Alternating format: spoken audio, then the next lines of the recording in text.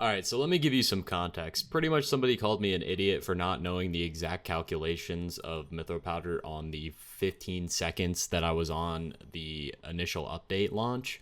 So I assumed that doing commissions would be faster, but apparently I was wrong. So I'm going to give you the fastest and most up-to-date Mithril powder guide you've ever seen in your entire life. And here we go. All right, so here we are in game. Let's go ahead and go through everything you need. Firstly, you're gonna need a Mithril drill R326. I went ahead and put my amber polished on there, as well as a spicy goblin omelet. I also realized you should have your fuel tank on your Mithril drill as well, which you really will need because you'll need it for the mining speed. And then I have my Devon's drill to swap to for the blue cheese. Next, you're gonna need a full set of dimensional sorrow or Devon. I just didn't want to void my jaded. You're also going to need a fishing rod for rod swap. You're going to need a full set of royal equipment so you can do the events properly.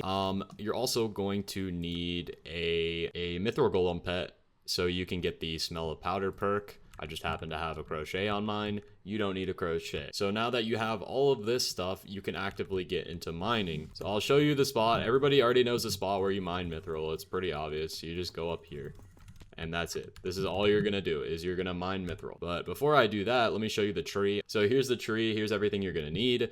Mining speed, mining fortune, titanium insanium, efficient miner, sky maw, fortunate mineman, powder buff, speedy mineman, strong arm, and sheer force. And that's all you're going to need. Technically, you don't need the fortune. The fortune really doesn't matter if you're missing mithril powder, so you can skip the fortune if you don't want that. Another thing you can add is over here, you can get the powder pumpkin. It'll give you 15% mithril powder, and that's pretty much all you're going to need for your mithril powder.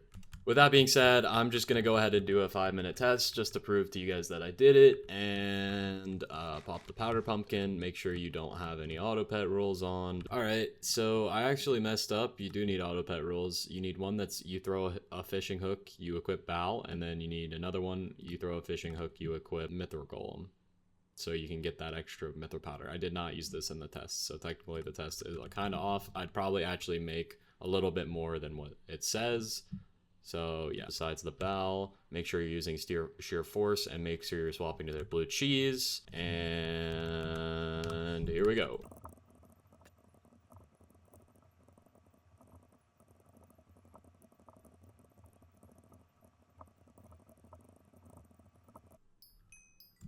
All right, that is the timer done. I'm gonna go back in my recording and see what I started at.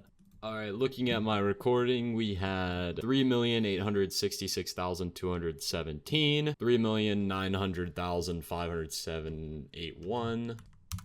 That gives me this number of 39,564, which I'm just gonna round to 40,000 because I can't be asked.